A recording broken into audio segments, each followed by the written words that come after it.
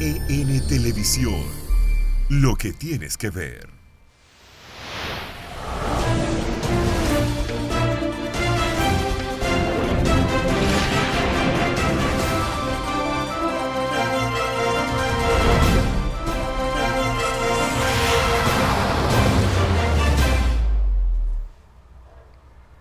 Buenos días, tengan todos y bienvenidos a esta entrega del día de hoy de Geopolítica. Hoy es miércoles, estamos a 20 del mes de marzo, le quedan 11 días a este mes y usted sabe que todos los miércoles está con nosotros y con ustedes Fernando Marte. Buen día, Fernando. Buenos días, Nelson. Buenos días a los amigos televidentes que nos sintonizan cada día en este su programa Geopolítica. Nelson, y yo, a mí me dijeron de que en El Soberano premiaron a Lucía Medina y a la senadora Sonia Mateo. Más adelante vamos a ver eso cuando hablemos del Soberano. Porque ahí hubo otros premios también. Ajá. Sí, otros premiados. Qué barbaridad.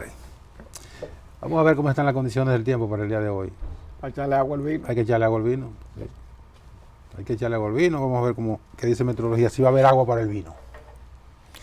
Dice la Oficina Nacional de Meteorología que hoy lloverá solo en la cordillera central y la zona fronteriza en horas de la tarde por una vaguada débil que anda rondando por estos predios. Informó que el resto del país continuará seco, caluroso durante el día, fresco en la noche y en la madrugada, con temperaturas máximas entre 29 y 32 grados Celsius y la mínima entre 21 y 23. Pronosticó para hoy nubes dispersas con sol, lo que incide en la sequía estacional que incrementó en el sur, suroeste y en el noroeste, por lo que reitera la necesidad del ahorro de agua en toda la población. Dice que para mañana pudieran ocurrir algunas lluvias débiles con vientos del sureste, también en la frontera y la zona comprendida en la cordillera central de nuestro territorio. Malos augurios siguen ahí. Esos augurios siguen ahí y amenazan con prolongarse porque todavía hoy está reunido precisamente la Sala del Agua en el Instituto Nacional de Recursos Hidráulicos. No es que están reunidos por nada especial, sino que todos los miércoles hay una sesión de trabajo es rutina para analizar las condiciones del tiempo, las condiciones de las presas y para hacer las recomendaciones del lugar entre todos los sectores que tienen que ver con el agua en República Dominicana. Vi al ministro de Economía, Planificación y Desarrollo hablar de que va a haber aquí un evento relacionado con el agua. Sí, mañana empieza, si no me equivoco, es la primera conferencia Feria del Agua. Ok. Eso empieza mañana en el hotel, creo que Dominican Fiesta. Vienen delegados internacionales, güey. Sí, nacionales e internacionales. Y habrá un debate en ese sentido y sobre todo sobre la calidad del agua en la República Dominicana. Que deja mucho que desear. Bueno. Aquí siempre ha habido problemas con la calidad del agua. En muchos países que han logrado superar las dificultades propias de la potabilización del agua, ya han logrado superar eso y su agua puede ser consumida con alguna seguridad de potabilidad o con mucha seguridad de potabilidad directamente de las llaves. Aunque la gente toma su previsión y dice, bueno, aunque el agua aquí es de mucha calidad, está certificada por los organismos correspondientes, de todos modos la gente prefiere comprar el agua tratada o embotellada porque tiene una seguridad de un altísimo porcentaje de que el agua realmente es apta para el consumo humano.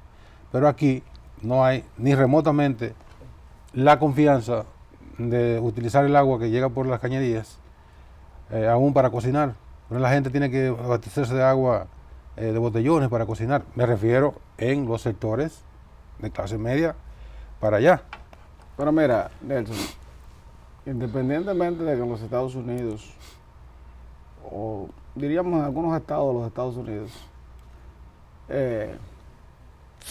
hay un grado de confiabilidad del agua, también hay que entender que cuando tú incluso quieres consumir con un vaso normal el agua, ellos te dicen, no buscaste, espérate. Sí, Digo, sí, ¿qué?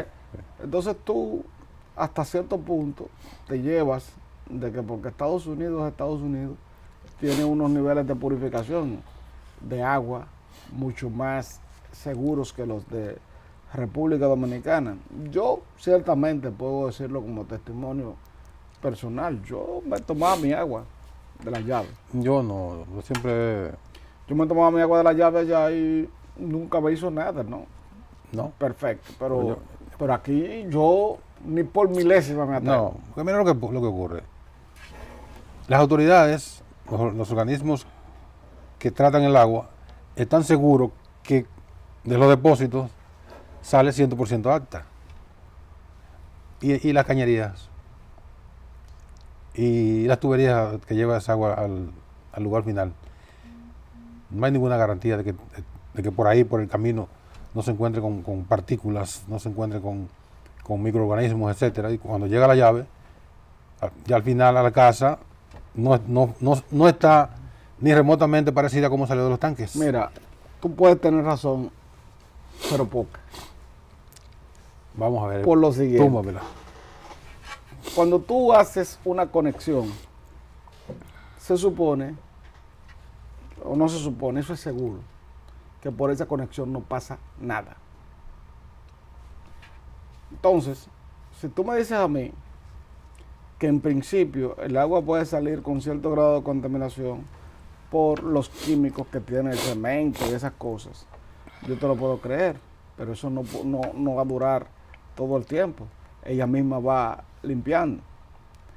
El problema en la República Dominicana consiste básicamente en que las autoridades tienen tan poca credibilidad que cuando te dicen a ti que el agua está purificada en un 95%, nadie se lo va a creer. Y cuando tú intentas, incluso para reforzar lo que estoy diciendo, cuando tú intentas darle eso a un niño, es catastrófico los resultados. Son Sí. catastróficos. Y no es precisamente por la cañería, porque las cañerías, como es una tubería de arrastre, se van a ir limpiando ellas mismas. Y si tú me dijeras que el sistema galvanizado de antes, que pudiera tener cierta corrosión De óxido y y eso, cosas, de sí. óxido, perfecto, pero cuando se trata de tuberías PVC, que ellas mismas van arrastrando sus impurezas, no tiene por qué el agua en República Dominicana ser impura. Ahora, ¿qué ocurre? Que el agua que se consume en una gran parte es agua de estanque. Es un agua de una cisterna Sí. que se le va distribuyendo, o se distribuye en una casa o se distribuye en un residencial, y esa agua, por los niveles de descuido que hay en ese residencial, no puede ser purificada y hace daño. El tema es que hay componentes que hacen impura en agua, Ujú. las llamadas partículas duras, Sí. y hay otras que no se ven, que son más dañinas que las partículas duras. Así es. Por lo tanto, la gente no va a confiar en que el agua es 100% pura, como el director de la CAS hace unos meses hizo una exhibición llenando botellones directamente a la llave y aseguró a las autoridades, a la población, de que esa agua, incluso él la consumió, de que esa agua era totalmente apta para el consumo humano, con una potabilidad de más de un 95%, como tú señalas. Sí. Aún así la gente no llena botellones de la CAS. No le creyeron. Yo le creí porque sé que Alejandro Montaz no es un propagandista así. Pero mira, Pero la gente no le creyó. es que independientemente de eso, Nelson, ocurre que tú, bueno, yo te estoy diciendo que hay un gran porcentaje de residenciales que tienen un estanque de agua, que es el que le distribuye a todos los apartamentos y casas que estén ahí. Hubo un tiempo en que yo usaba para todos los quehaceres domésticos se usaba en mi casa el agua que llegaba. Y yo yo no tenía el más mínimo, yo no tenía la más mínima duda de que esa agua estaba bien. Hasta que un amigo me dice, no, ¿tú quieres saber si está bien? Vamos a analizarla. No, él me decía, hay un experimento que lo puede hacer todo el mundo. Sancocha unos guineitos con esa agua de tu casa y sancocha uno con la de botellón. Y tú verás los resultados. Aunque el agua de la casa se pone negro. Negrecito. Negrecito. Ah. Entonces, eso es por ahí donde va el asunto. Y Alejandro Montaz podría tener muy buenas intenciones, incluso está haciendo un trabajo formidable y está construyendo plantas de tratamiento que en el futuro van a garantizar mucho más la potabilidad del agua. Sin embargo, en algunos sectores no se puede recomendar consumir esa agua como buena y válida. No. Lamentablemente, y hablamos de un tema que es vital. A cualquiera le puede, bueno, el propio organismo humano puede resistir varios meses sin comer. Sí. Aunque llega un momento que el organismo se va a comer, que es todo completo, se va comiendo los órganos. Claro. Él mismo. Un día comienza comiéndose un riñón, después comienza el mismo para alimentarse y poder prolongar una inanición que puede durar meses si la persona, incluso hay experimentos de gente que ha sobrevivido en montañas tras un accidente donde no encuentran nada que comer y la han encontrado viva con deficiencias enormes en los órganos porque el organismo se ha ido comiendo los órganos. Ahora, una persona no puede durar más de 3 o 4 días sin beber. No, porque el cuerpo es conformado por agua. Entonces es un 80% de agua. Sí, el cuerpo. Entonces, la importancia del agua en el ser humano es también directamente proporcional a la actividad del ser humano. Podemos estar sin luz, nos incomodamos, que no hay internet, que no podemos ver televisión, prendemos una mecha y nos alumbramos. Pero no podemos estar sin agua. Así es. Entonces el agua es un derecho humano. Y aquí en la República Dominicana ese derecho humano no está satisfecho. A veces sin luz la gente hasta se acostumbra. Claro, y se desconecta toda esta tontería que uno habla con la televisión y las redes sociales. Pero sin agua usted no se puede desconectar. No se puede desconectar. Aunque usted quiera, no se puede desconectar. Así es. Entonces, el agua, por ejemplo, es uno de los problemas vitales de la República Dominicana que no han podido ser resueltos. A pesar de las grandes inversiones que han hecho todos los gobiernos, el Estado, por años, el agua no está resuelto el problema del agua. Sí, pero el problema del agua en República Dominicana, nosotros lo tratamos en una ocasión. El problema del agua en República Dominicana es básicamente por la falta de conciencia que existe en la sociedad dominicana y porque los gobiernos no se han preocupado por una política medioambiental que nos permita la conservación de las fuentes acuíferas y la conservación de una arboleda que se convierta a su vez en un estímulo de estiaje, en un estímulo de creación de lluvia. Sí. Entonces, mientras no se tome la conciencia. Incluso yo me voy más lejos. Yo creo que las escuelas, o sea, el Ministerio de Educación tiene que tomar en cuenta esto para incorporarlo dentro de las asignaturas. Yo siempre digo, Nelson, yo no sé si tú estarías de acuerdo, que a nosotros nos hablan del cambio climático, pero lo que menos sabe la sociedad dominicana es de eso. Porque incluso hasta nosotros mismos, que a veces tratamos de soslayo el tema del cambio climático, no sabemos ahondar en lo que esto se refiere. Tú dijiste bien, nos hablan del cambio climático. Ahora, no nos informan sobre el cambio climático, que debería ser la tarea de las autoridades. Exacto. Edificar a la población con explicaciones entendibles. No me use esas explicaciones de que las emisiones de CO2 que afectan la capa de ozono, que tiramos al espacio qué sé yo cuántos millones de CO2 al año, millones de toneladas. La gente no entiende eso. Para empezar, la gente no sabe qué es el CO2. Entonces, informen con...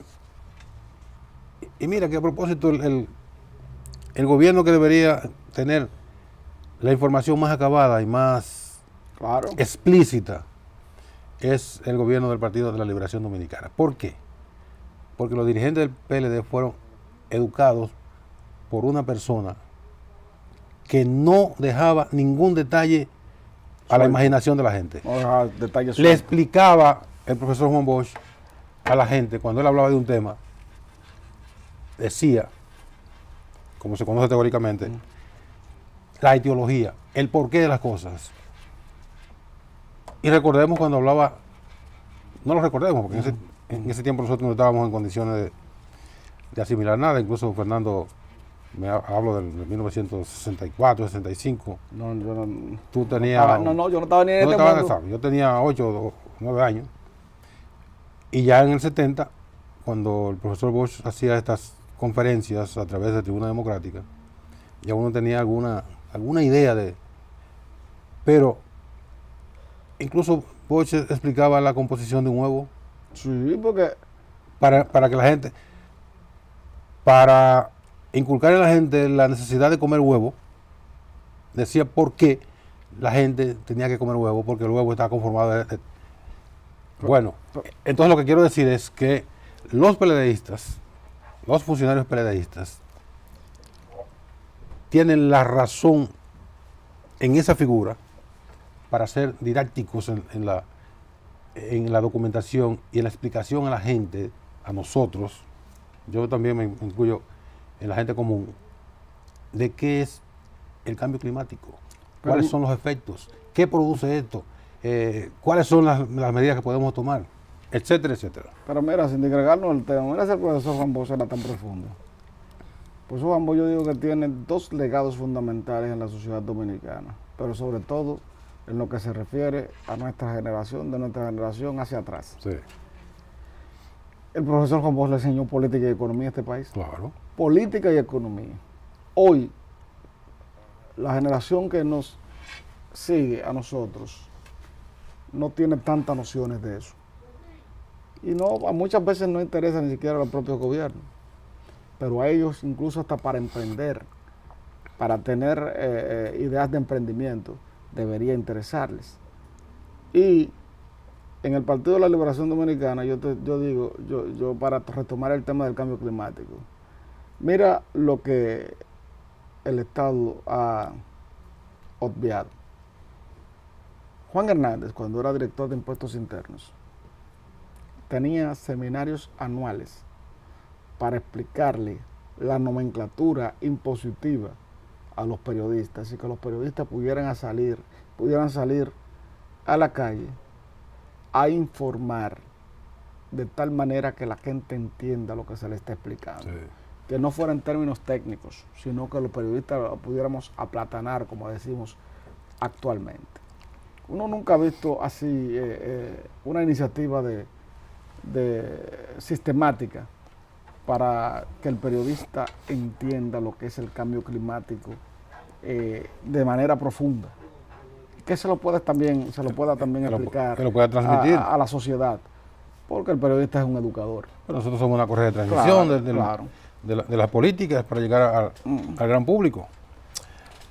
Bueno, vamos a hacer la pausa, Fernando. Venimos ahora con otros temas importantes en geopolítica.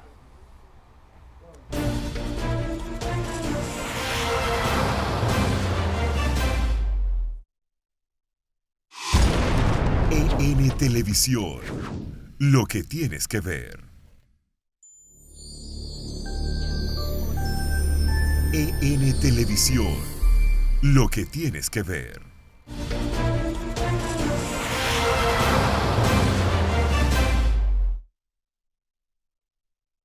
Seguimos en geopolítica, Fernando. El presidente Donald Trump va a recibir el pasado mañana viernes al presidente Danilo Medina, al presidente haitiano que tiene el rancho ardiendo, al primer ministro de Jamaica, al primer ministro de Bahamas y también el primer ministro de Santa Lucía.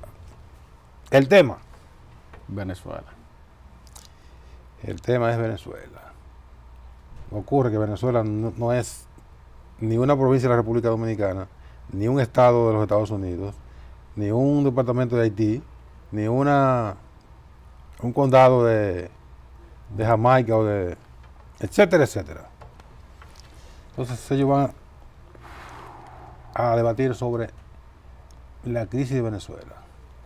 Nosotros tenemos crisis, Haití tiene su crisis, que ya tiene un primer ministro casi votado, Votado ya. el presidente no da pie con bola, Jamaica tiene dificultades inmensas también, bueno, todos tienen problemas.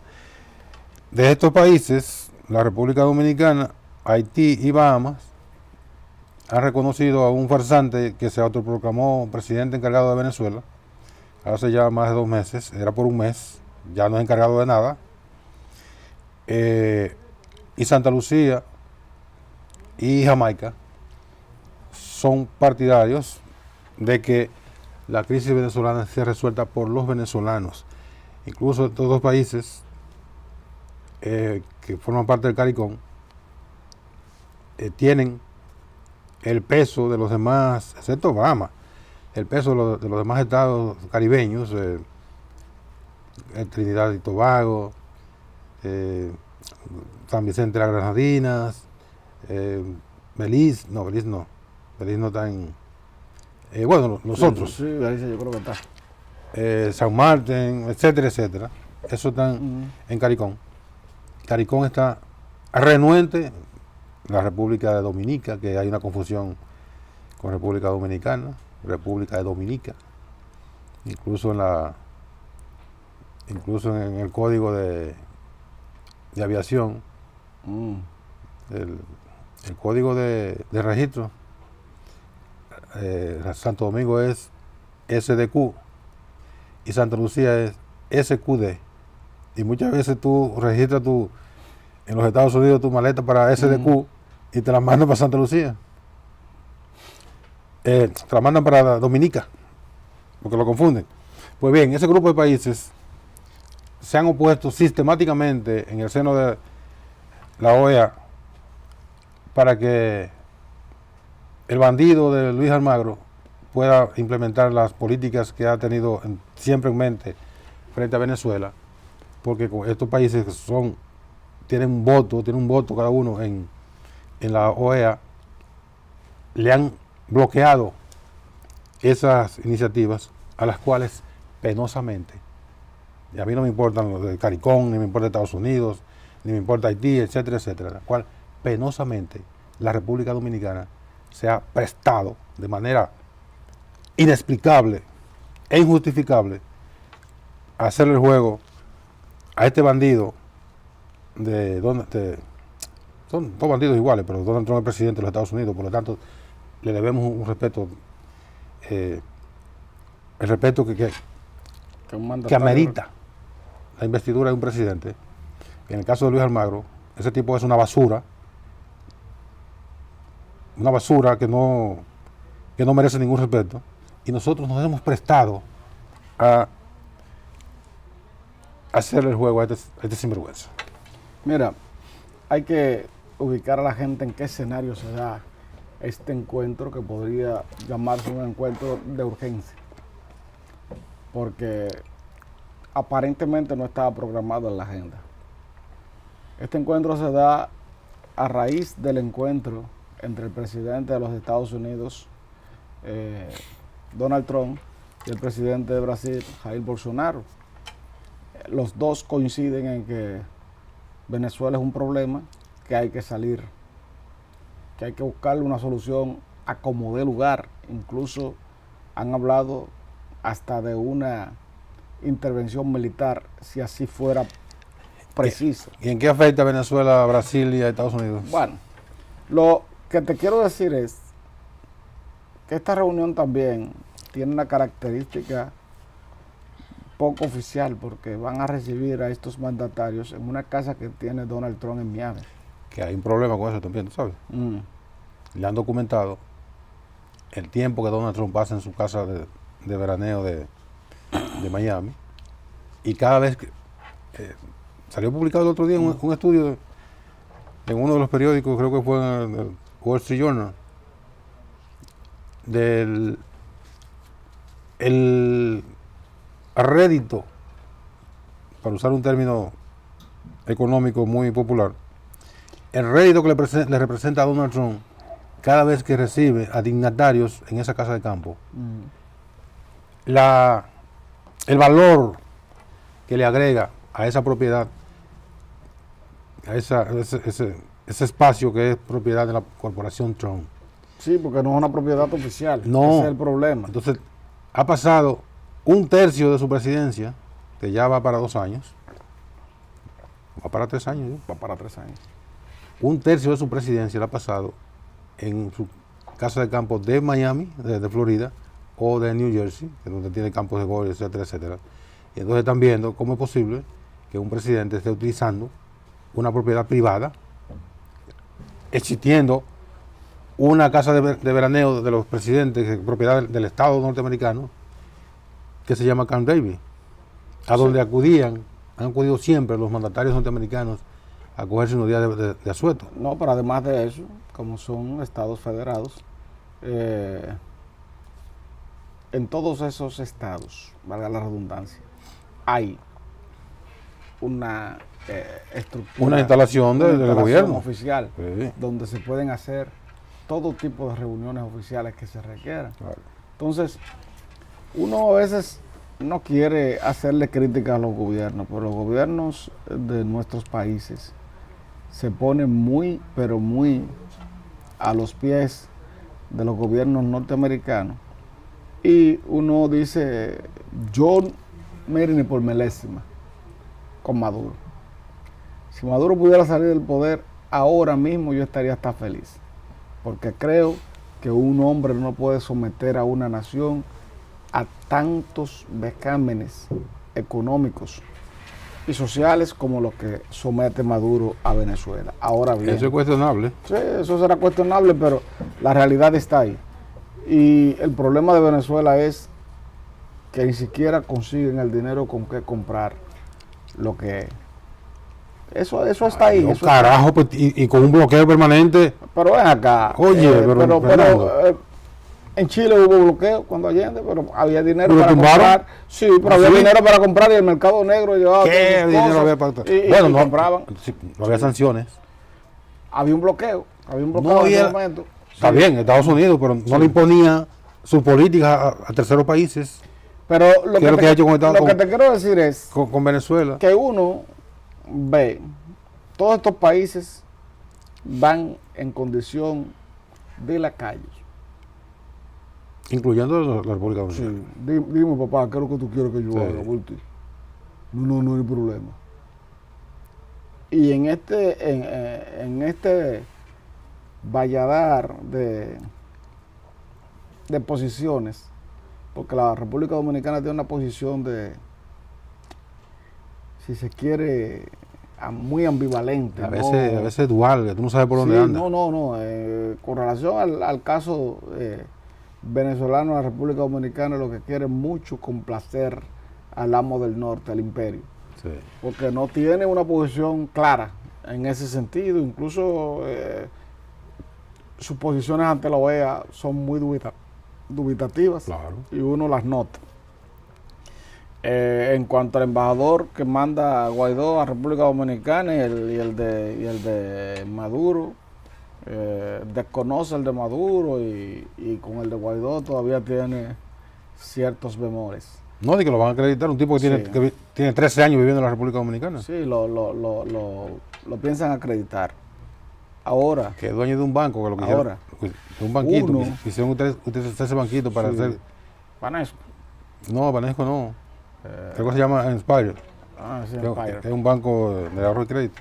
Sí, sí. Creo que quisieron utilizarlo como para la apertura de cuentas internacionales y la Junta Monetaria le dijo, esos bancos no son para eso. De modo que había algo sospechoso ahí. No, y lo hay.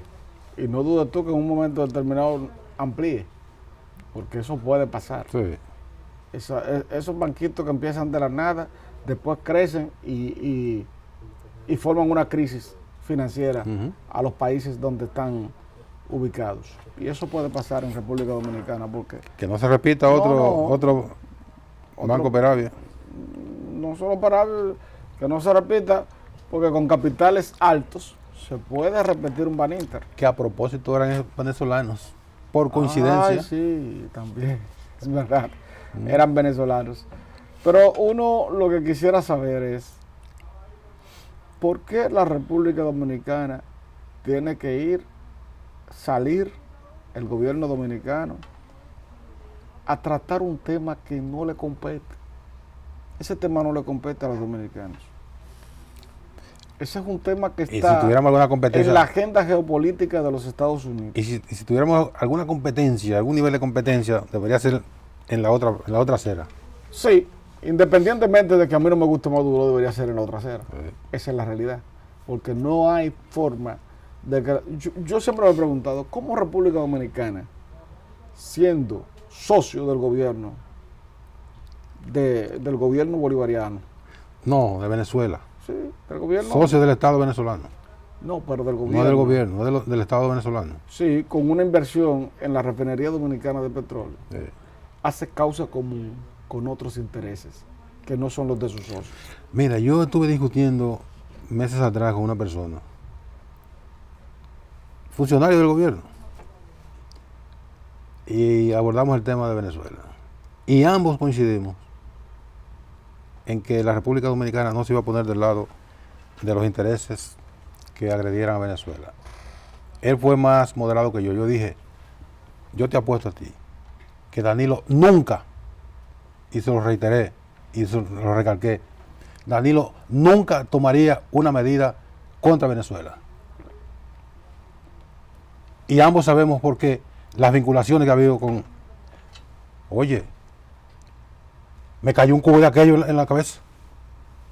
Sí, pero te la jugaste demasiado, con demasiado... Creyó creyendo en Danilo. No, te la jugaste con demasiada seguridad. Yo creyendo en Danilo. Es que, mira, los Estados Unidos saben presionar a estos países. Y a veces uno tiene que ponerse incluso hasta en el zapato del presidente de turno. Porque uno entiende que las cosas tienen que darse de una manera. Para el presidente de turno y sus asesores son los que saben hasta cierto punto qué pasos pueden dar. Y que los pasos sean firmes. Aunque parezca que es una rendición ante el poderío del otro. Bueno, República Dominicana... yo concuerdo contigo en eso. Sí. República Dominicana, porque los Estados Unidos tienen una posición hipócrita ante muchos casos.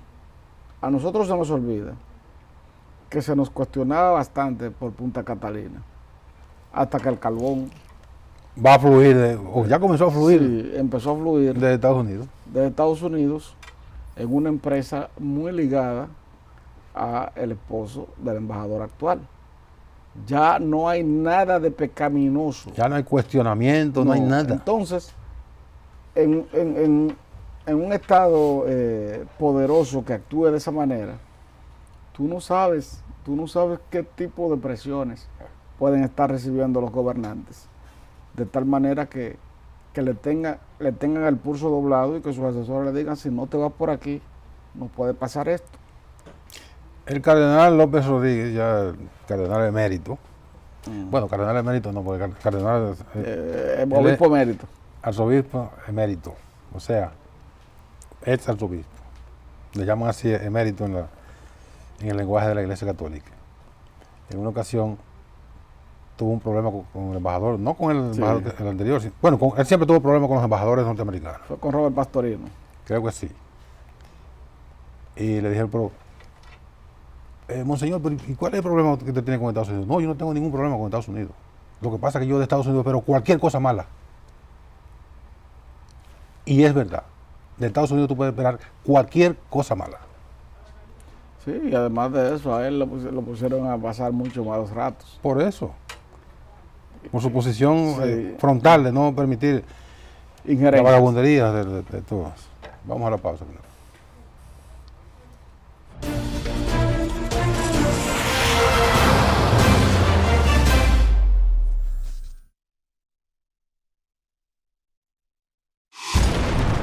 EN Televisión, lo que tienes que ver.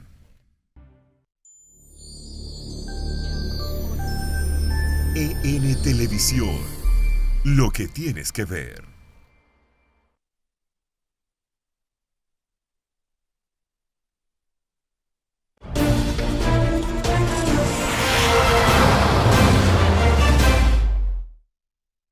Bien, seguimos en Geopolítica. Fernando, vamos a ir a Estados Unidos rapidito con una información del FBI. A propósito de lo que ocurrió en Nueva Zelanda, donde un individuo, ¿cuánto fue que mató? 49. 49 personas en Nueva Zelanda. Fue una cosa que fue grabado con un nivel de sadismo de odio, impresionante, de odio a la humanidad, con un nivel de psicopatía que yo no entiendo cómo una persona llega a esos niveles. Bueno, en Estados Unidos se han manifestado en el pasado reciente expresiones de odio, y el FBI está documentando de que justamente han aumentado los crímenes de odio y han aumentado las manifestaciones de ese desahogo emocional de la gente, de odiar a sectores. Y uno de los, no vamos a decir de los responsables, porque es un asunto que viene de muy lejos, pero uno de los instigadores principales en los últimos años al odio ha sido el presidente Donald Trump.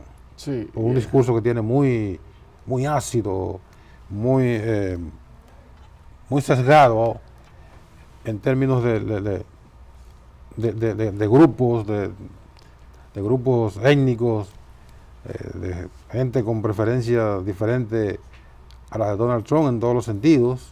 Entonces él ha manifestado esto, que no hace mucha falta en los Estados Unidos para que surjan estos despiadados psicópatas, dándole rienda suelta a su odio interior, llegando a los niveles en que fue en Las Vegas, porque uno mató 59. Sí, en Las Vegas mataron. Hubo también una matanza. Pero tú sabes que la sociedad norteamericana hay que analizarla hasta cierto punto con cuidado. Y no por miedo, sino porque uno tiene que analizar mucho la sociedad norteamericana. Y uno no quiere a veces hacer una ligación. Pero mira, ¿por qué los dominicanos, independientemente, creándose como una nación, con diferentes razas y con una nación que también sale de la esclavitud y que tuvo mucho maltrato, por qué los dominicanos no tienen odio por nadie. Uno puede rechazar la homosexualidad, pero a un homosexual nadie le gusta que lo maltraten. No. Y si hay que darle un plato de comida, se lo dan y no hay problema. Afortunadamente aquí no hay esas expresiones. Pero es que, déjame decirte una cosa, hay un nivel de rechazo a lo que tú haces, pero no a ti como persona. Y además, esa apatía que existe en la sociedad norteamericana es la que crea ese tipo de, ¿cómo te digo?, de fundamentalismo, para llamarlo de alguna forma. Y mira, es que en Estados Unidos todo el mundo es una isla. Todo ser humano es una isla. Sí, eso te iba a decir. Porque nadie se preocupa por nadie. Te voy a decir, aquí no se manifiesta esto porque nosotros somos un vecindario. Exacto. Entonces tenemos una vinculación por alguna vía.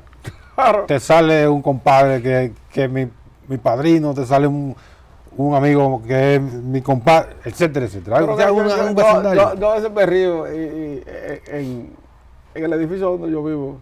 Le digo yo, mira, a mi vecina Margarita Desprez, tú y yo no hemos avanzado.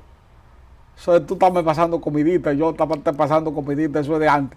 Ya nosotros tenemos que dedicarnos a vivir en la capital. No, no, eso está bien. Sí, no, por eso yo relajado. Sí, yo sé que es una forma de tú resaltar esa manifestación del campo todavía. Sí. Que afortunadamente tenemos aquí en la capital y la separación entonces es menos notoria. Exacto. Cuando mantenemos esas costumbres. Vamos a ver el reporte del FBI. Los ataques del viernes pasado, los musulmanes en Christchurch, Nueva Zelanda, han conmocionado a todo el mundo musulmán con sus 50 víctimas, sobre todo considerando que el agresor se definió como un hombre de extrema derecha en misión para evitar el reemplazo de la raza blanca por parte de los inmigrantes. Atacante cuyas acciones fueron enérgicamente condenadas por el presidente Donald Trump, que pero no calificó el tiroteo como un acto de terrorismo y dijo que tampoco ve al nacionalismo blanco como una amenaza creciente en todo el mundo. En realidad no, creo que es un pequeño grupo de personas que tienen un problema muy grave. Los últimos datos del FBI difieren de las palabras del mandatario estadounidense y muestran un aumento del 17% en los delitos de odio denunciados en Estados Unidos. Estos disparos son reflejos extremos del aumento de la retórica nacionalista blanca. Jonathan Metzl cree que la retórica política antimigrante y antiminoritaria de Estados Unidos ha impulsado las ideas nacionalistas blancas. Lo que me preocupa no son solo estas comunidades en línea que han estado allí durante mucho tiempo, también es la forma en que esta violencia particular contra las comunidades minoritarias vulnerables y la retórica subyacente se han normalizado mucho más en nuestra esfera política.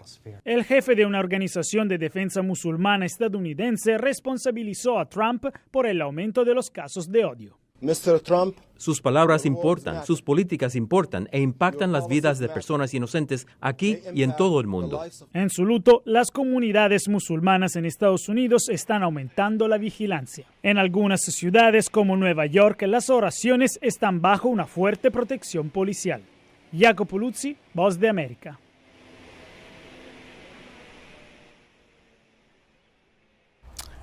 Bueno, una sociedad que tiene esos niveles de aprehensión. De intolerancia. Por lo menos de aprehensión. Tú sabes el momento que va a aparecer ahí un psicópata que tú vas a formar parte de unas estadísticas lutuosas. Pero, en una sociedad con un presidente que, bueno, dice que no ve... Sí, un presidente que no tiene un discurso conciliatorio ante una realidad como la que está viviendo los Estados Unidos, sigue siendo una bomba de tiempo. Él le resta importancia a estas manifestaciones que existen entre la comunidad blanca, o sea, las manifestaciones de apartheid, si se quiere. Sí. Y al presidente norteamericano tú nunca le has visto una actitud de querer reconciliar a la sociedad norteamericana. Que es el papel de un presidente. Claro, ese debe ser el papel de un presidente, pero él le saca ventajas a aquellos que son extremistas, que se han criado bajo la égida de que el negro es inferior y de que el homosexual es una espécimen que ni siquiera debe estar en el mundo. Y que el inmigrante es un invasor, un intruso. Entonces, ellos le han podido sacar muy buen provecho a esto, porque tú puedes decir todo lo que tú quieras de los demócratas, de los republicanos, pero los republicanos de esencia no actúan de esa forma. No. Bueno, rapiditamente, como dijo un amigo mío, no hay tiempo para analizar un informe que da cuenta de que Santiago Rodríguez, El Ceibo y Dajabón son las provincias de la República Dominicana que tienen el menor índice de criminalidad. No, Parece, es fácil. pero parece como una Dajabón- contradicción. En Dajabón ha aumentado, pero incluso aunque haya aumentado, son de las provincias que tienen el menor índice de criminalidad. Parece que hay una contradicción en el caso del Ceibo, que de las provincias del este la más pobre. Santiago Rodríguez en la línea noroeste no es de las más pobres, No. por lo tanto ahí puede haber una relación directa. Y Dajabón, que es una provincia fronteriza, donde se mueve mucho el comercio. el comercio, la inmigración ilegal, etcétera, etcétera.